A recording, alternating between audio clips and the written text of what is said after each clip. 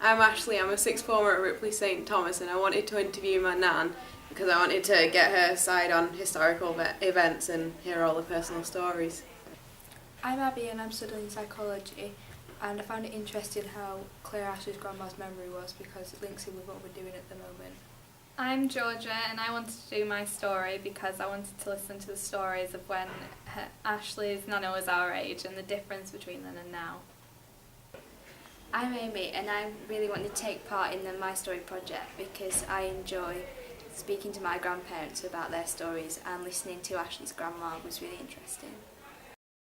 Well, my name is Dorothy. I'm 84 years old, which means I was born in 1929.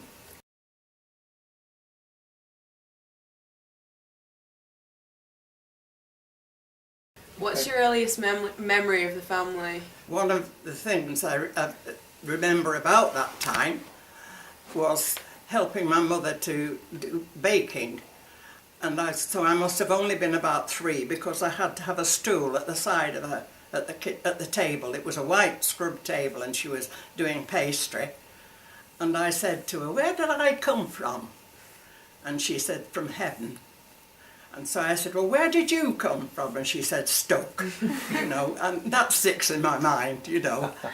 And really, that was quite logical, because to me, Stoke was heaven, because I went to see my granny and my mother's 4 sisters, and, you know, it was an enormous treat.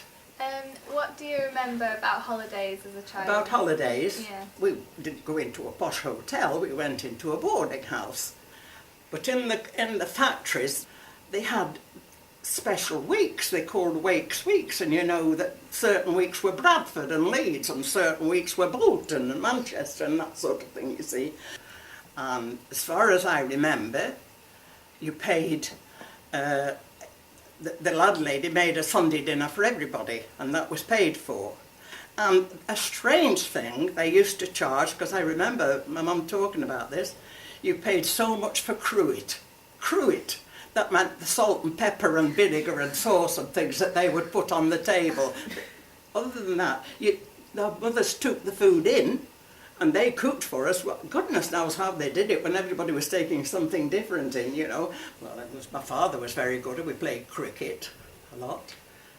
And I was as good as the boys. I could play cricket. And I always wanted my share, you know, to play. And when we played at home, I had to do all the fielding until just before we went in, and they let me have a go with the bat, you know, and that's brothers, you see. The boys always goaded me, "You daren't do that, and you daren't do that," you see, and I was stupid really. They led me into doing all sorts of things that I wouldn't have done. And I was walking 1 foot in front of the other on the wall of the canal, you know, and this was because the boys had dared me. They didn't do it, you know, it's stupid. What places would you go to on holiday? Blackpool was favourite, of course. Right. But I do remember going to Rill, and it was when we were on holiday in Rill that a telephone came through to the boarding house that we lived, and suddenly we packed up and went home.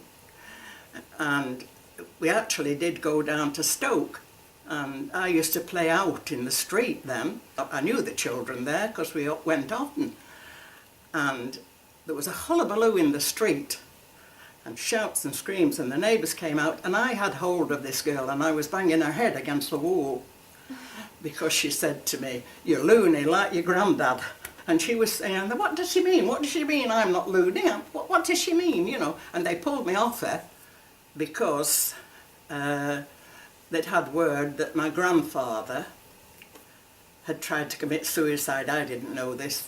And he was a miner, and he'd been in the most terrible mining accident, and he was underground for quite a long time, a few days, and when they found them, there were 3 of them alive and all the others were dead, and it turned his mind, and he was never the same afterwards. And apparently he put his head in a gas oven, which I think was favourite in those days, you know. I couldn't understand this, but they'd obviously took him to an asylum and he never came out, you know. What were your memories of the war? It was Sunday morning, And I went to church at the Holy Trinity at Bonus End, if any of you know it.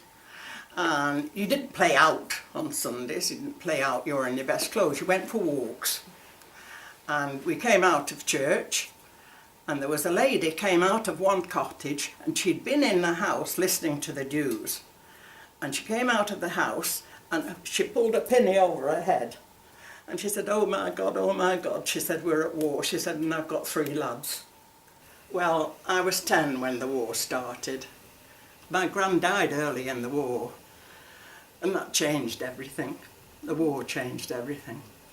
And I think that was the time when I came aware. I didn't just accept everything, I changed then. I sort of was conscious of myself as a person and what was happening.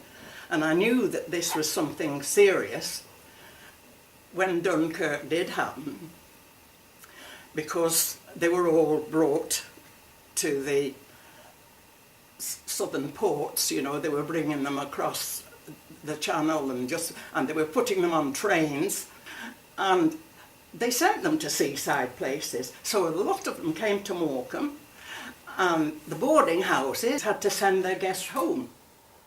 They were emptied, and these poor men, I can remember them arriving at the Promenade station. They were in a terrible state, you know. They were upset, they were dirty, they were half-dressed, you know. To get them away from the ports, you see. And it was a terrible time, it really was. And I was just old enough to take that in.